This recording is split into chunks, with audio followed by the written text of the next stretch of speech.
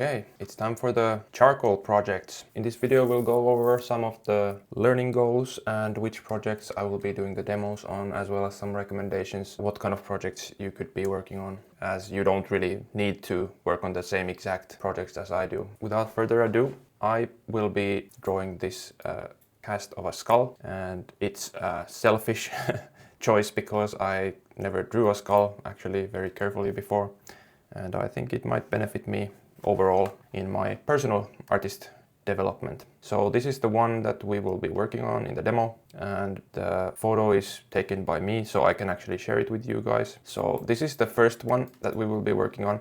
For this project, I personally will just be drawing straight onto the charcoal paper, and I will not be transferring the drawing. But for these projects, I recommend in charcoal, if you're a beginner, you do a transfer drawing first. So you take a scrap piece of paper as large as your actual working size, and then you make a nice line drawing, mapping out the construct and articulation of the outline and shadow shapes for your final transfer image.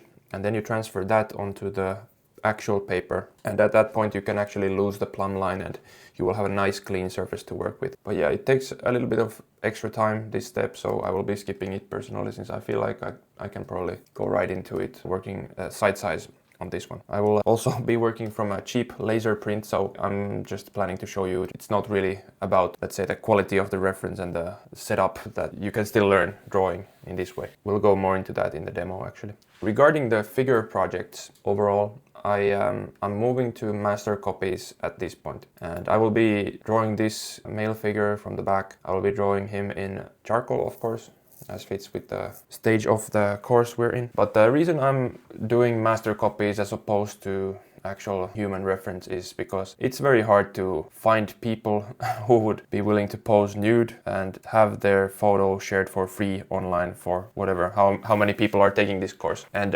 yeah, I'm not really willing to invest a lot of money into hiring models and stuff like this, because I make no money out of this basically. So for free, I'm just gonna work from these master paintings that are free to use.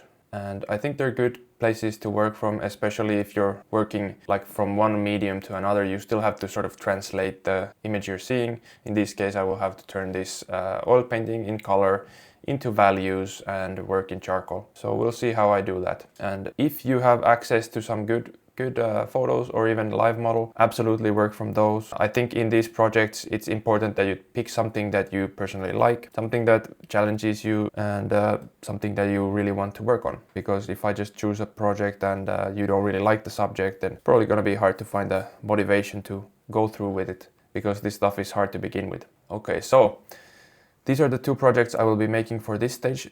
And here are some recommendations. Maybe, you know, you could pick something like this as well. This one has a little bit of help for you on the figure pose. We can see there are some pretty clear planes already indicated on the figure, and it's going to be easier to find these shapes on the figure. And if you are very into figure stuff, you could actually just work the cast project of a figure of some kind, because there's a bunch of nice statues like this that you could work from as well. And it will be challenging for sure, but also you will learn a lot. This one I'm not going to work from, obviously, because it's very similar to the standing female pose we had in the graphite section.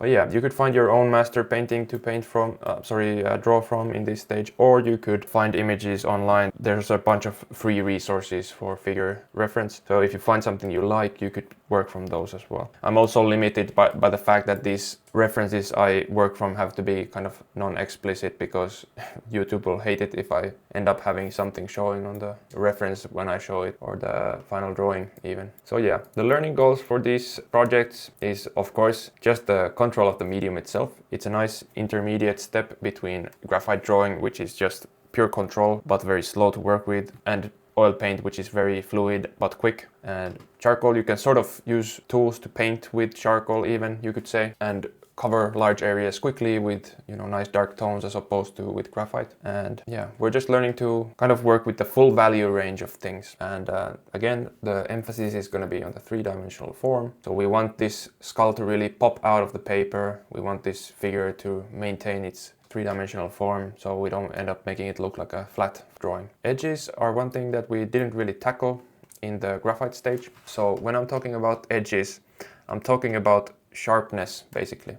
This edge between the light and the shadow is quite sharp in the figure. You can obviously tell it's very sharp, you know, you could draw a line along the whole edge there. There's multiple kinds of edges, it's a bit of a spectrum of edges, let's say, and it goes all the way from very sharp to, you know, firm edges to soft and then lost edges. So maybe the other side of the spectrum would be right here. There is no edge on this back of the head because it blends with the background. There is, you know, barely an edge between this back of the neck and the background as well. So we can lose things, it creates atmosphere, it creates realism basically. If you outline everything with a sharp edge, it's not gonna look realistic, it's gonna look more stylized. There's nothing wrong with that, but realism is something we are striving for, and you can play with the stylization stuff after you learn the basics. Edge work is something like this arm here as well. It's sharp edge, then softer edge, and then sharper edge as well. So it's a bit of a, you can create some very nice finesse there as well. And maybe something along the lines of a firm edge would be here in the shadow shapes, and soft edge you could see here where the form transitions into the shadow. So yeah, there's multiple degrees of this.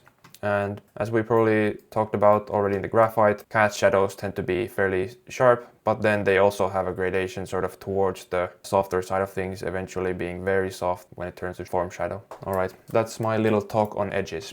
So in the charcoal project, we want to really push this concept of edges and learn those. It's our new main thing, let's say. All the rest is just sort of taking what we know from the graphite stuff and just learning to use the tools, but the basic principles are the same. So before we hop into these projects, I would highly recommend you to do some optional work. It doesn't have to be a value scale or a sphere. If you didn't do those yet, I would highly recommend you do those. You could just basically take a paper that you're gonna work on and just see what your value range is. Just go full black to full paper white and try to get a nice gradation between those. And use different tools as well. We'll be going into the materials next, but use different tools to see what kind of values they produce. For example, a brush with very little charcoal dust might produce a very light tone, but still a tone. So you can actually kind of paint with that tone.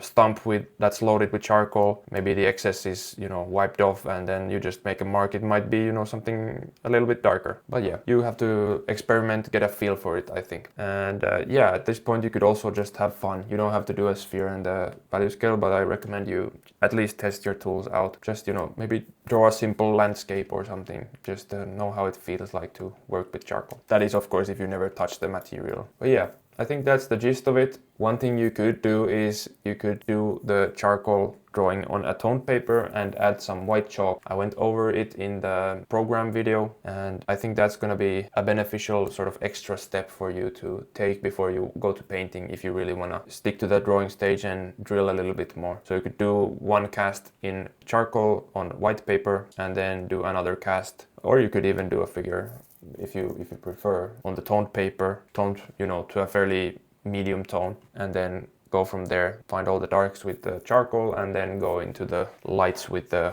white stuff, which is, you know, some kind of pastel or chalk that is white. Okay, well, thanks for watching, and let's get to the charcoal materials next.